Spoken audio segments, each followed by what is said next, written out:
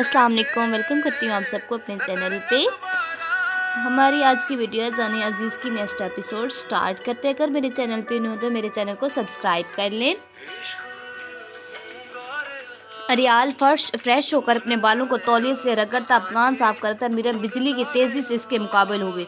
यह क्या किया आपने अपनी बहन के साथ? आपको ज़रा एहसास नहीं होता कि एक मासूम लड़की को इसकी मर्ज़ी के बिना किसी ऐसे शख्स के साथ बांध देते हैं जिसे वो शायद जानती भी नहीं और जिसके साथ वो अपनी ज़िंदगी गुजारना ही नहीं चाहती। क्या मिलता है ये सब कुछ करके?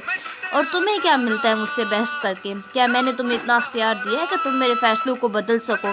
वो बाल की खाल उतारना जानता था। टॉवल को बेड पर उछाल कर फेंकता वो उल्टा संजीदगी से इसी से सवाल कर बैठा। ओह, मैं तो भूल ही गई, आपके सीने में तो दिल है ही नहीं।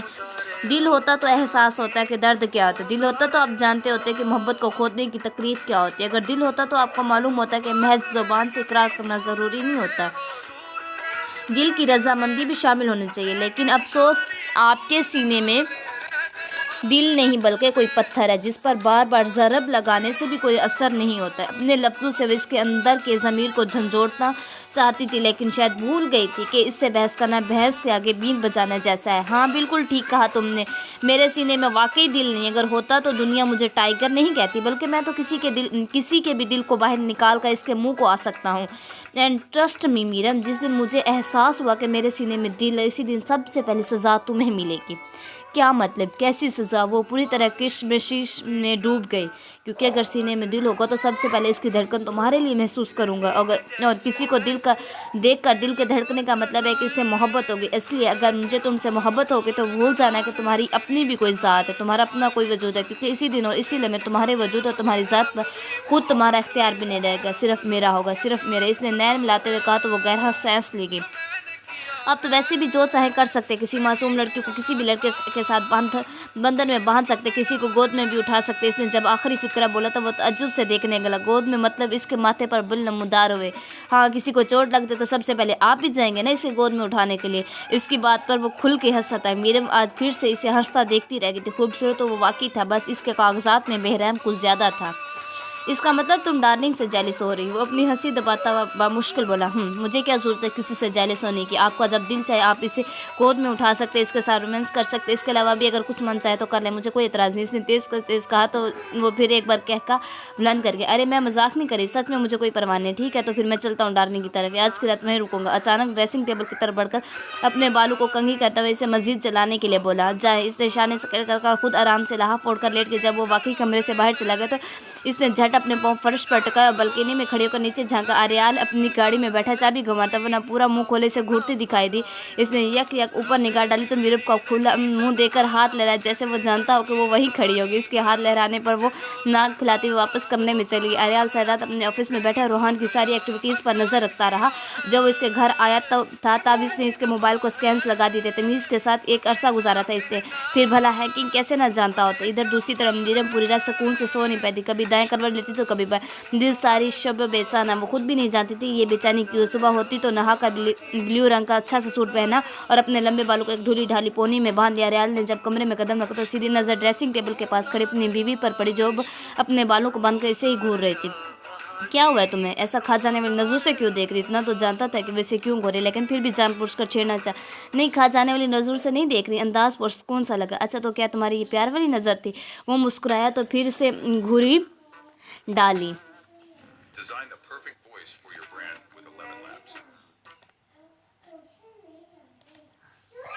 क्या यार, घूर क्यों रही हो? डार्लिंग के साथ रात कैसी गुजारी? अपने सीने पर बाजू फैलाए वो संजीदगी से बोल रही थी। रात तो बहुत हसीन थी। अपने मुंह में ज़बान घुमाने के बाद इसने बड़ी तसल्ली से एक बार फिर चढ़ाने की कोशिश की। शायद वो देखना चाहता था कि मीरब का रद्द अमल क्या होगा। अच्छा, वैसे मुझे एक बात कहनी थी आपसे कि मुझे तलाक चाहिए। बस तलाक का लफ्ज़ सुनने की देर थी उसका शरारत से भरपूर अंदाज एकदम गुस्से में बदल गया। आज ये अल्फाज तुम्हारी ज़बान पे है, अगली बार अगर गलती से भी तुम्हारी ज़बान से ये लफ्ज़ दोबारा अदा हुआ तो ट्रस्ट में बहुत भयंकर सजा दूँगी। इस बार घूरने की बारी इसकी थी। वो इश्तियाल से बोलकर घूरने लगा। मैं एक बुरे शख्स के साथ रह सकती, अब तो एक कातिल के साथ भी रहना शुरू कर दिया था, लेकिन एक बदकिरदार मर्द के साथ कभी नहीं रहूँगी। बदकिरदार?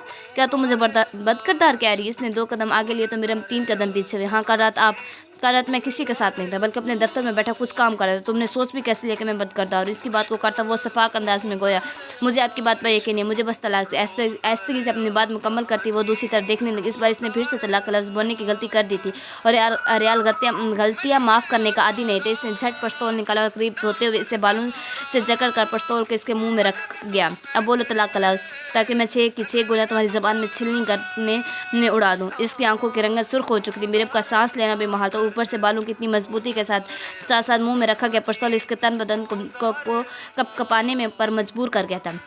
क्या हुआ मीरम, बोलो ना ज़रा, एक बार फिर से कहो कि मुझे तलाक चाहिए। वैसे भी काफ़ी दिनों से मैंने किसी की जान नहीं ली, तो मेरे हाथों से तरस रहे हैं। तुम्हारा नंबर लग जाए तो अगले कुछ दिन मेरे सुकून से गुजरेंगे। इसके अल्फाज सुनते मासूम लड़की अब आएँ भरने लगी। वो बेचारी क्या बोलती, मुंह में तो पिस्तौल रखकर बोलती बंद कर दी थी। इसकी घटी घटी से सिसके में मुकाबल को पिघला नहीं सकी थे। वो बस खामोशी से नफ़ी में सर हिलाती रही। टाइगर किसी को बार बार वार्निंग नहीं देता स्वीट हार्ट, इसलिए तो मैं आखिरी बार कह रहा हूँ, और इस आखिरी बार को आखिरी बार ही समझता हूँ। दोबारा अगर तुम्हारी ज़बान से तलाक का लफ्ज़ निकला तो टाइगर की पिस्तौल से गोलियाँ निकलेंगी, समझ गई? इसके बालों को अपनी पकड़ से आज़ाद करता हुआ वो खरे अंदाज में कहने लगा। फिर इसने पिस्तौल इसके मुंह से निकालकर इसी के नाजुक भीखे रखसारों पर अपनी उंगली फेरी और मोहब्बत से बोसा दे के, तुम्हें तकलीफ देना नहीं चाहता था मेरे पर, तुम मुझे मजबूर कर देते। बस इतना ख्याल रखना, मुझे इतना मजबूर ना करना कि एक दिन मुझे तुम्हें वाकई मारना पड़े। इस मरतबा इसने गाल थपथपाते हुए नरमी से कहा तो वो बेज़बान हो चुके थे। बस रोए जाते। पिस्तौल को एक तरफ मेज़ पर रखता वो फिर शावर लेने चला गया। मेरा बैठ कर ज़ोर से आंसू बहाने लगी। इसे आज एहसन मज़ीद शिद्दत से याद है, तो वो जैसा बेटा, लेकिन कम अज़ कम इससे कभी इस तरह पेश नहीं आया था। सहल कमरे में सोए थे जब जीमल दरवाज़ा खोलकर लाइट को रोशन करके इसने लाभ उतारा और चीखी, जीमल लाइट ऑफ कर, दरवाज़ा बंद कर, निकल यहाँ से। क्यों, दिल टूट गया वहाँ से? अपने काम से काम रखकर दरवाज़ा बंद करके लाइट भी ऑफ कर। इसके चलाने पर उल्टा लाइट को बार बार ऑन ऑफ करने लगा। जीमल लाइट ऑफ कर, इस बार वो बैठ कर लाइट भी खुद ही ऑफ कर और दरवाज़ा भी। जाते जाते इसने दांत निकल कर और चला गया। जीमल कमीने वो जोर से धाड़ी और फिर खुद ही उठकर लाइट ऑफ करने के साथ से दरवाज़ा बंद कर वापस बेड पर ढेर हो गई। लेकिन अब इसे नींद नहीं आ रही थी। सोने की बहुत कोशिश की, मगर बेसबल आखिर में मुँह में अपने छोटे भाई को चंद गालों के बात से नवाजते बाथरूम में गई। थोड़ी देर बाहर निकली तो इसने सफ़ेद ट्राउज़र के ऊपर पिंक टी शर्ट पहन रखी थी, बालों की ऊंची कोनी लगा कर इसने अपना मोबाइल उठाया। सबसे पहले नज़र व्हाट्सएप पर मुझे रहान के नंबर पर अरियाल ने कहा कि बाद इसका मोबाइल इसे खुद ही सौंप देता। रात का सारा मंजर आंखों के सामने दिखाई देने लगा। जख्मों ने अपनी यकीनदानी करवाई तो इसका नंबर कांपते हाथों से ब्लॉक करती हुई तकिए में मुँह छुपाकर रोने लगी। वो कितने ख्वाब बुनती थी और ज़िंदगी ने इसके सारे ख्वाबों को चिकना चूर कर दिया था। ज़िंदगी ने एक ही झटके में से चोर बनाने पर मजबूर कर देना। जाने वो कितनी देर तक रोती थी। नाश्ते के लिए भी बुलाने की कोई नहीं आया था। शायद सब जानते थे कि इस पर क्या बीत रही होगी, इसलिए डिस्टर्ब नहीं किया। और शावर लेकर बाथरूम से बाहर निकला तो मीरम अभी तक बेड पर बैठी रोती। एक पल के लिए से अपने आप पर गुस्सा भी आया कि इस बार इसने कुछ ज़्यादा ही डरा दिया। अपने बालों को हाथों की उंगली से झाड़ कर इसके करीब बैठा तो वह सहन कर पीछे, आई एम सॉरी मीरम, मैं तुमसे इतनी सख्ती से पेश नहीं आना चाहता था, मगर तुमने तलाक का लफ्ज़ बोलकर मेरा दिमाग घुमा दिया। इसकी नज़रों में नदामत थी, लेकिन अब वो बिल्कुल बेज़बान हो चुकी थी। देखो, मैं किसी से सॉरी भी नहीं बोलता, मगर तुमसे कह रहा हूँ तो भूल जाओ सब। इसका हाथ थाम कर इसने प्यार से कहा तो वो अपना हाथ छुड़ाने लगी। मीरम, ये हरकत करके तुम फिर मुझे गुस्सा दिला रही हो।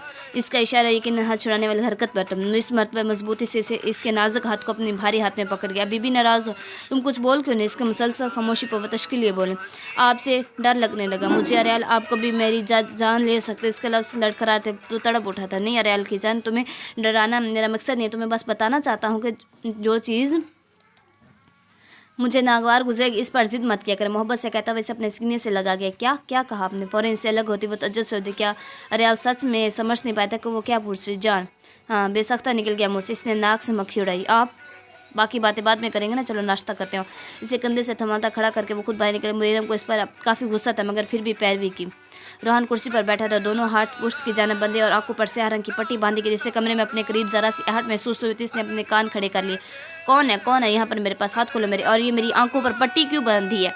दाएं से बाएं गर्दन घुमाता वो किसी नाबीना शख्स की तरह कह रहा था। अचानक किसी ने इसकी फरियाद सुनी और पट्टी खोली। 4 लम्हात के लिए आंखों के सामने अंधेरा छा रहा